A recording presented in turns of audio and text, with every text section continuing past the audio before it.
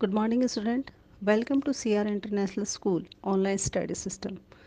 बच्चों, 11वीं कक्षा में हिंदी विषय में हम पोइट्री सेक्शन से चौथा पाठ पढ़ रहे थे। पाठ का नाम था वे आँखें।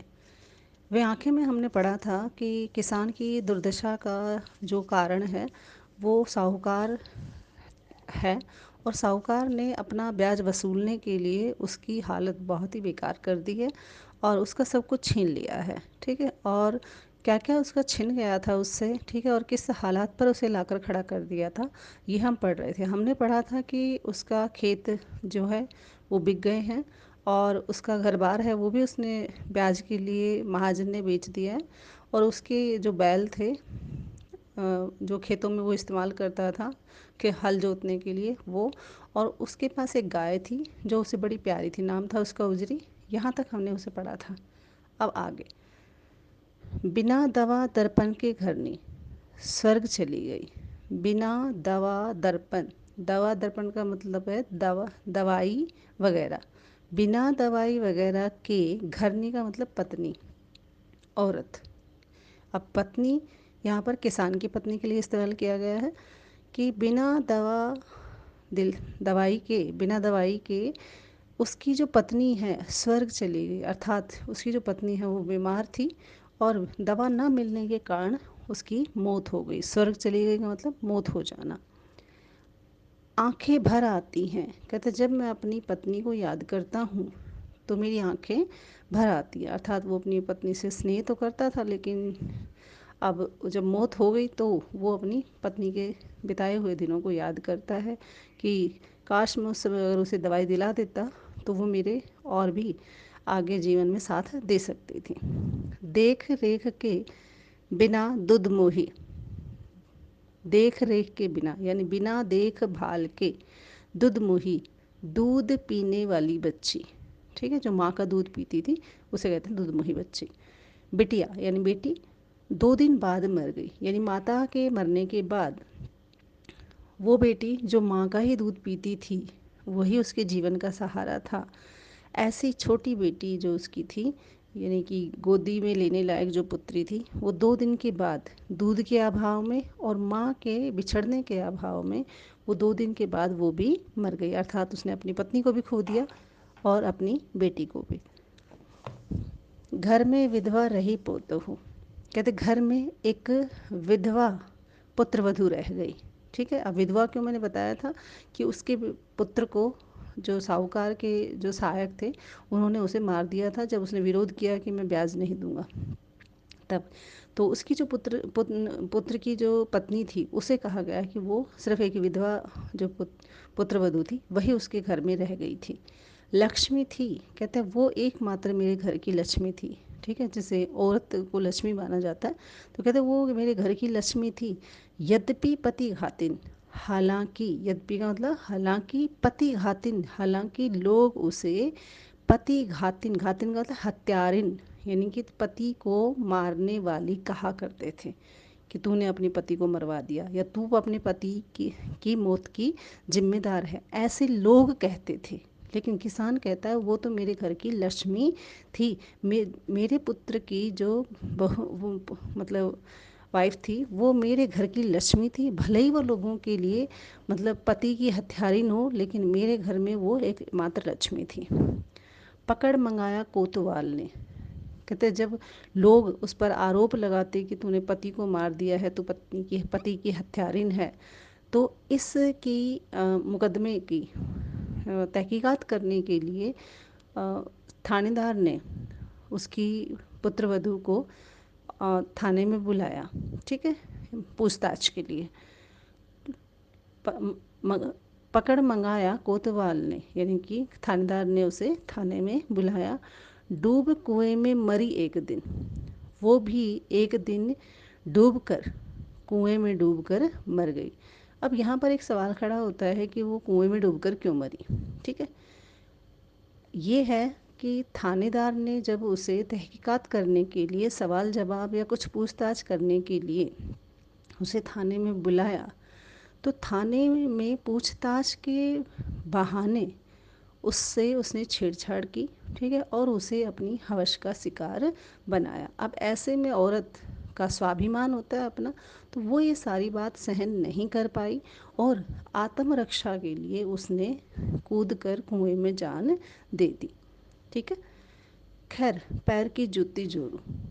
अब वहाँ पर किसान आहें भरते हुए कहता है कि खैर कोई बात नहीं, ठीक है, पैर की जूती जोड़ूं की जो पत्नी, जोरू का मतलब पत्नी, कहते जो पत्नी है, अर्थात वो अपनी पत्नी की बात कर रहा है, ठीक है, पुत्र की वधू की बात नहीं कर रहा, पुत्र वधू की बात नहीं कर रहा है, वो अपनी पत्नी की बात कर रहा है। खैर खैर खैर कोई बात नहीं। जो औरत होती है, जोरू जो मतलब औरत, औरत जो होती है वो पैर की जूती है। पैर की जूती का मतलब कि पैर की जूती को आप समझ लीजिए, जैसे आप ये नहीं कहते थे कि मतलब वो तो मेरे पैर पैर की जूती के बराबर है, अर्थात ना के बराबर। कहते औरत जो है वो तो अमान्य है, ठीक है, ना के बराबर है, ठीक है, उसका कोई समाज में सम्मान नहीं है, ठीक है, वो भी उसे पैर की जूती ही समझता है, अर्थात उसका ज़्यादा आदर नहीं करता था अपनी पत्नी का। तो किसान कहता है कि खैर कोई बात नहीं, पत्नी मर गई, कोई बात नहीं, न सही एक दूसरी आती।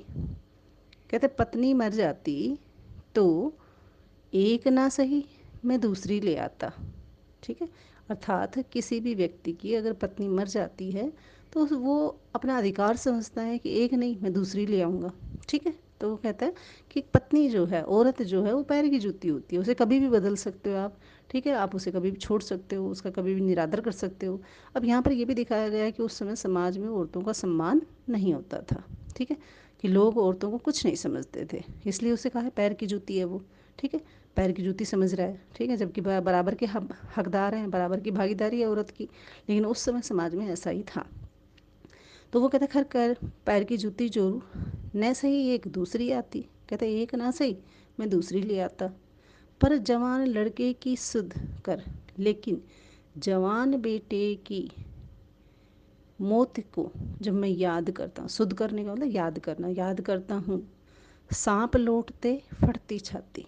कहते मेरे हृदय पे का जो दर्द है वो नाग की फन की तरह चुभता रहता है, अर्थात जो जो दुख है वो बड़ा मेरे कचोटता है, मुझे परेशान करता है, फटती छाती और मेरा कलेजा फटने को हो जाता है, अर्थात बहुत पीड़ा होती है मुझे जब मैं अपने बेटे को, एकमात्र आँखों के तारे जो मेरी लाठी का सहारा था, ऐसे पुत्र को जब मैं याद करता हूँ तो मेरे हृदय में सूल सी चुभती है, ठीक है, नाक के फन की तरह मैं तड़फता हूँ और मेरा कलेजा फटने को हो जाता है, अर्थात मुझे बड़ी पीड़ा होती है, बड़ा दुख होता है, और वो सारा सीन आँखों के सामने उसका मरना मुझे तड़फाता है, मुझे दुख देता है।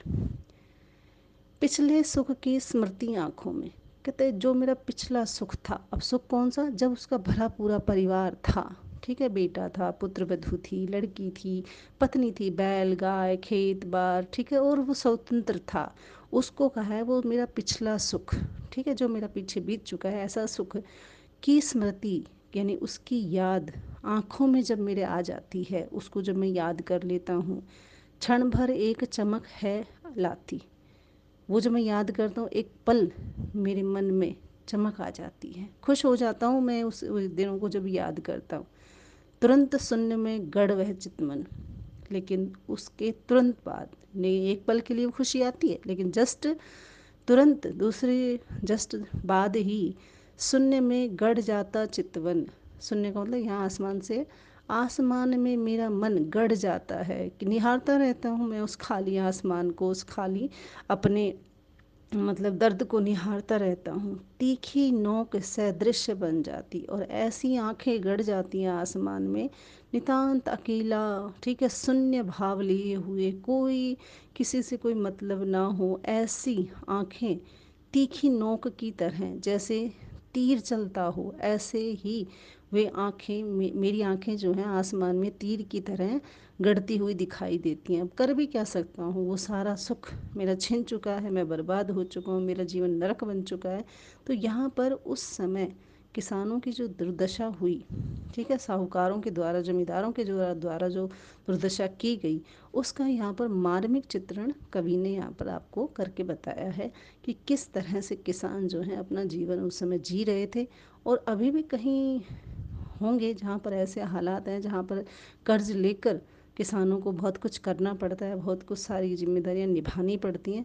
और आज के जो किसान हैं वो आत्महत्या कर रहे हैं, उनका रीज़न भी शायद इस तरह का ही हो सकता है कि ज़मीन में कुछ पैदा होता नहीं है और कर्ज के मारे वो डूबे जा रहे हैं। तो ऐसी हालत में किसानों को सरकार के द्वारा मदद दी जानी चाहिए। किसान क्योंकि ये अन्नदाता हैं, इनकी सहायता होनी चाहिए और इनके प्रति हमारी सहानुभूति होनी चाहिए। धन्यवाद। ये पाठ यहीं पे ख़त्म होता है। घर पे रहें, सुरक्षित रहें। एक ज़रूरी सूचना, जिन बच्चों की कॉपियाँ पूरी हो गई हैं अर्थात काम पूरा हो गया है या नहीं भी हुआ है, जितना कर लिया है, ठीक है, जितना का मतलब जितना हो पाया है, ठीक है, तो आप अपना काम कैम स्कैनर से फ़ोटो खींचकर पीडीएफ बनाकर मेरे व्हाट्सएप पर आप सेंड कर दें। और जब आप पीडीएफ सेंड करें तो उसके बाद एक नीचे मैसेज छोड़ दें कि मेरा नाम ये है, ठीक है, मेरी क्लास ये है और मेरा रोल नंबर ये है, ताकि मुझे पता चल जाए कि किस क्लास से कौन सा बच्चा और कौन से रोल नंबर की कॉपी चेक हो रही है। यदि एक ही नाम के दो बच्चे हैं तो वो अपना सरनेम रख सकते हैं या फादर नेम बता सकते हैं, ताकि मुझे कोई डाउट ना हो, ठीक है। जैसे कई बार होता है कि भाई पूजा दो हैं तो मुझे नहीं पता चलता पूजा, रोल नंबर है तो बहुत अच्छी बात है, अगर रोल नंबर नहीं है तो आप वहाँ पर फादर नेम भी दे सकते हैं, ठीक है बेटा। तो कॉपी आप चेक करानी है, ठीक है, ओके।